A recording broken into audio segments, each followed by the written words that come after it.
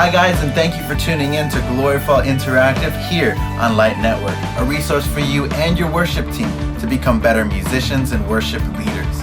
Today we're working on This Is Amazing Grace by Jeremy Riddle, Josh Farrell, and Phil Wickham. Originally, this song was done in the key of B flat, but today we're going to be doing it in the key of D. We're going to give you tips on how to approach this song and use it in a time of worship.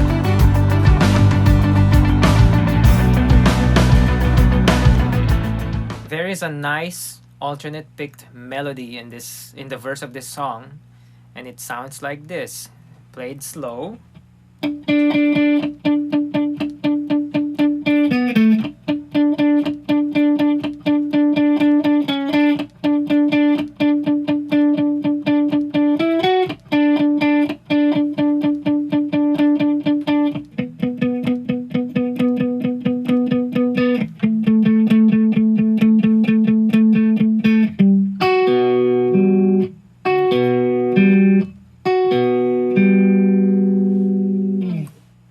To play strictly alternate picked melodies, I hold my pick like this, making sure that I'm only using the tiny edge of the pick.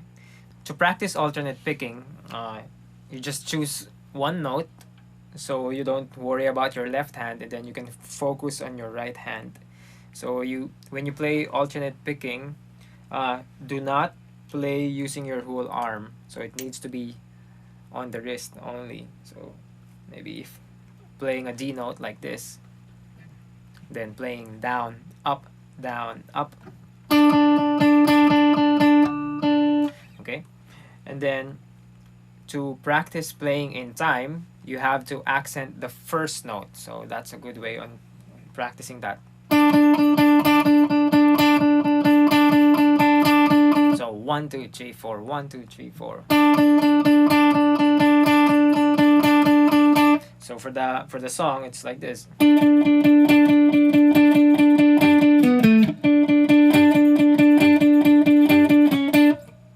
One good technique utilized by the bass player for this song is the picking technique. It includes using a guitar pick to pluck the strings instead of your fingers. So it sounds like this.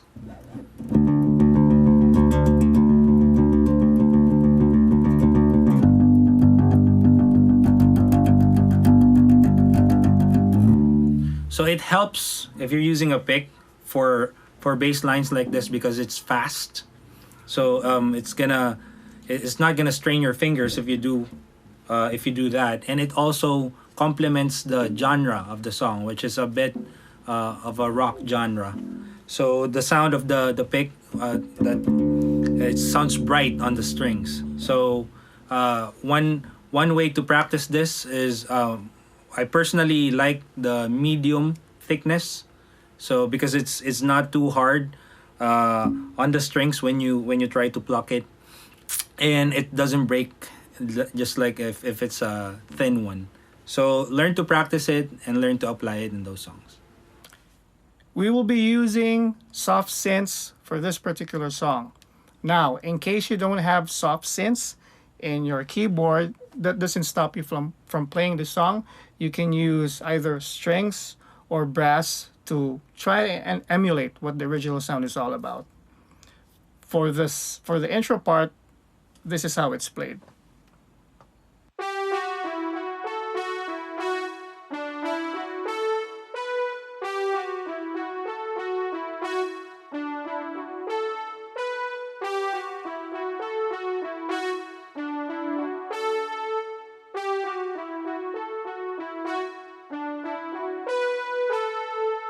And then for the verse part, you go to the lower registers.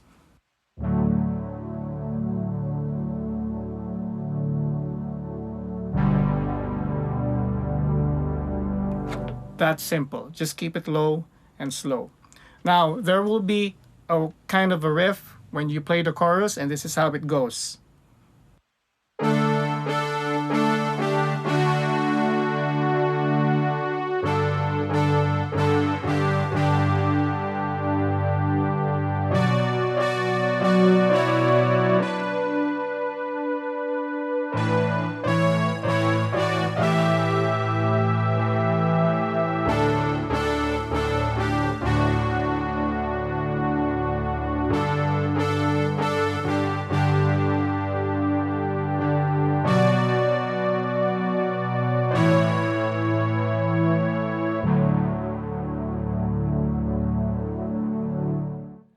So for the intros and the choruses, the thing to be aware of is that you want to hit the crash every 2 bars, and that might feel a little bit weird, but it's what's in the track and it helps drive the song.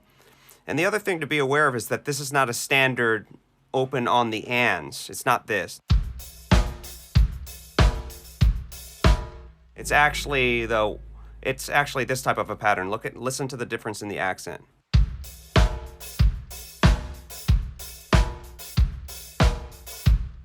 So see if you can work out the difference of the two. That'll make it feel a little bit better.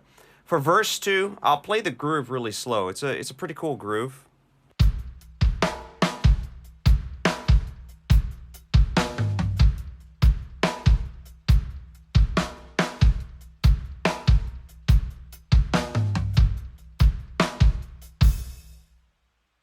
So just try to work out, if you can't quite get that yet, then work out something where you have some sort of toms in the second bar, so it kind of mimics what's there.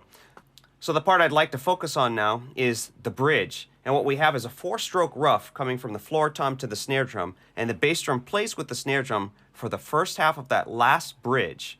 All right, sounds like this.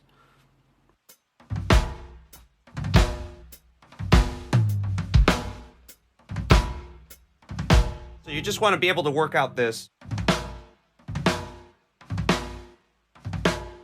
Okay, and you might be able to try some different stickings, but that's a rudiment. It's a good way to stick. And then for the last part, you actually just put 4 bass drums on the floor there. So it's...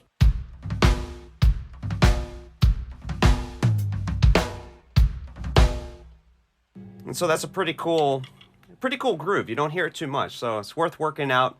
It's a lot of fun. It's important to understand the background of the songs we sing and have scriptural verses supporting these songs as well. 2 Corinthians 6:18 says, "And I will be a father to you, and you will be my sons and daughters, says the Lord Almighty."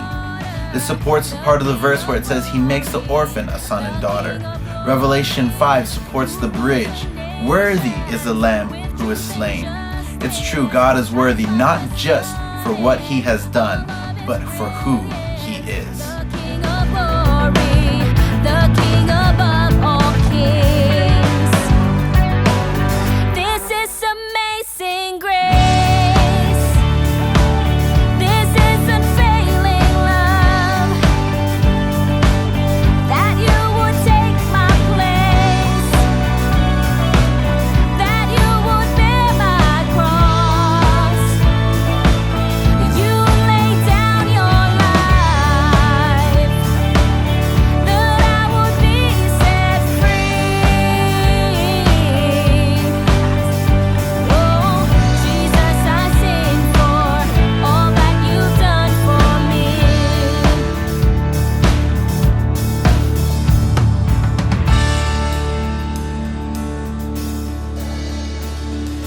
Worthy is the Lamb who was slain. Worthy is the King who conquered the grave. Worthy is the Lamb who was slain. Worthy is the King who conquered the grave. Worthy is the Lamb who was slain. Worthy is the King who conquered the grave. Worthy is the Lamb who was slain. Worthy is the King. This is amazing grace.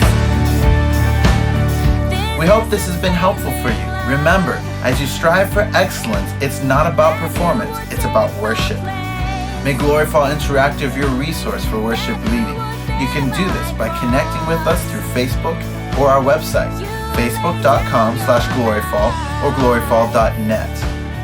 You can ask us any questions you have about worship, and we'll do our best to get you the answer. Thank you for tuning in to Gloryfall Interactive here on Light Network, working with you for excellence in worship.